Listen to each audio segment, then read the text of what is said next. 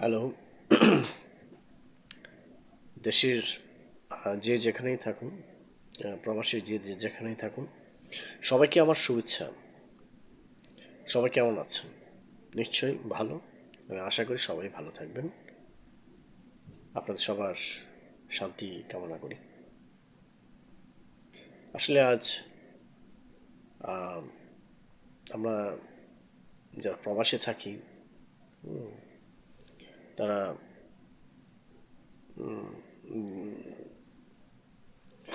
অনেক কিছুই বলতে চায়, কিন্তু বলা হয় না। কারণ আমরা সবসময় বিজি থাকি, ব্যস্ত থাকি আমাদের কাজ নিয়ে।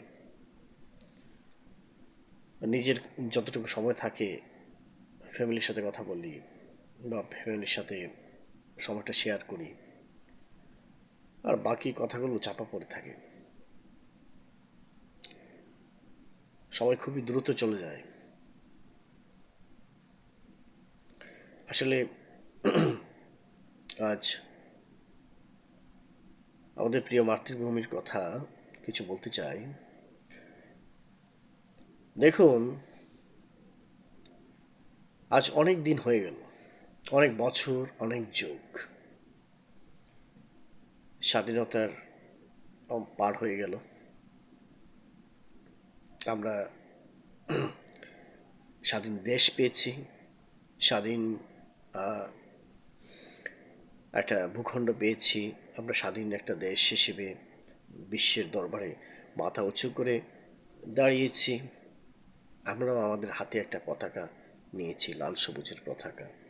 আমরা গর্বের সাথে বলতে পারি আমরা একটা স্বাধীন জাতি। আমরা গর্বের সাথে বলতে পারি আমরা একটা ভাষা নিয়ে স্বাধীন করেছি। আমরা একটা আমাদের নিজের ভাষার জন্য জীবন দিয়েছি। আমাদের ভাষা আমরা কাউকে কেড়ে নিতে দেইনি।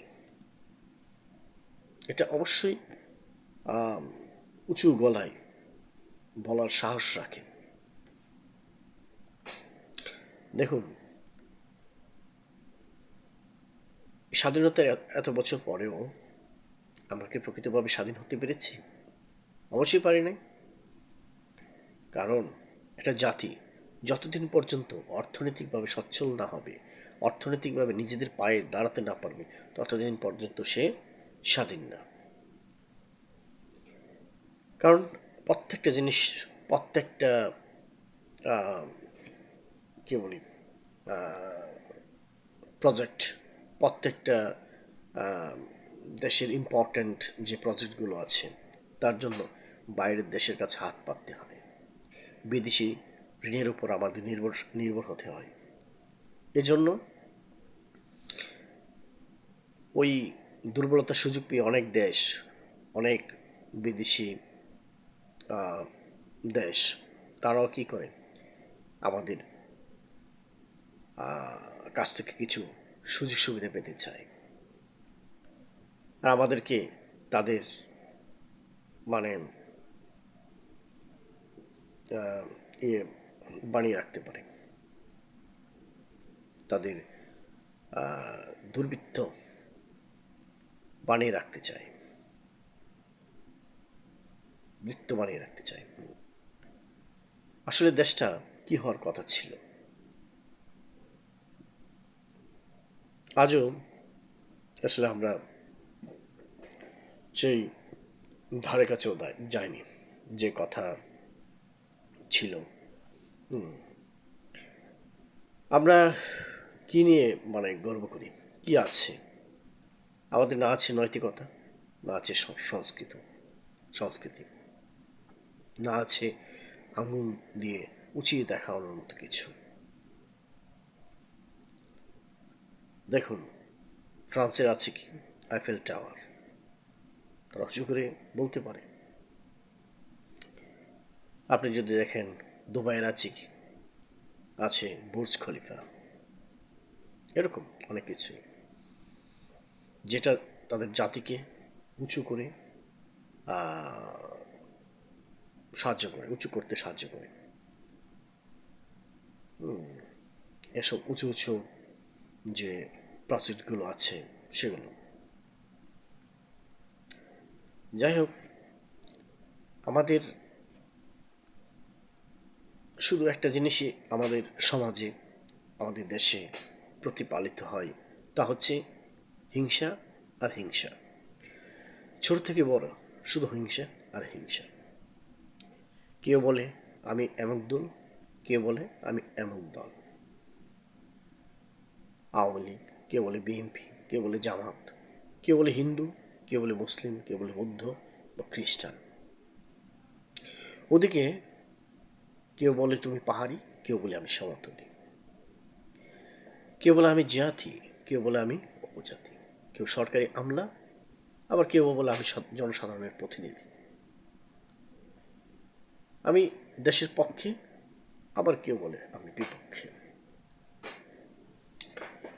তো এভাবেই আমরা দিন দিন বিভাজন থেকে আরো বিভাজিত হচ্ছে। প্রত্যেক মুহূর্তেই আমরা আমাদের দেশকে, আমাদের জাতিকে, আমাদের মানসিকতা সব কিছু কি হচ্ছে, বিভাজিত হচ্ছে। একত্ববাদের যে সিস্টেম, একত্ববাদের যে আত্মপ্রকাশ, সেটা আমাদের মধ্যে এখনো হয়নি। আমরা মুখে বলি আমরা বাঙালি, কিন্তু অন্তরে নেই, বাঙালিয়ানা নেই আমাদের। কেন? আমি যুক্তি দিচ্ছি। এভাবে আমাদের দেশটাকে কতবার ক্ষত বিক্ষত হয়েছে, নীরবে কেঁদে আমাদের সহ্য করছে।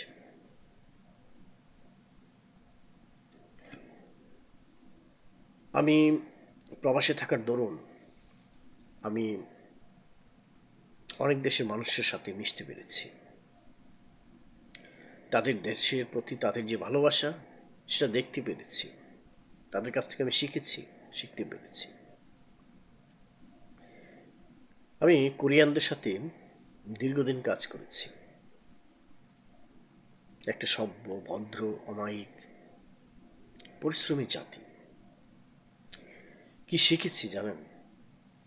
তারা কখনো বিভাজনে বিশ্বাসী নয়।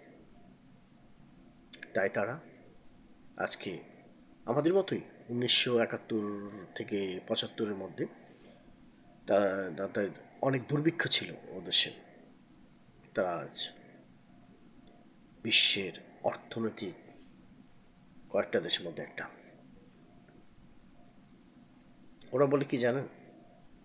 উরি হাঙ্গুক সালামি, দ্যাট মিনস আমরা কোরিয়ান। এর বাইরে আর কিছু তারা বলতে চায় না, আর কোনো বিভাজনে তারা বিশ্বাসী না।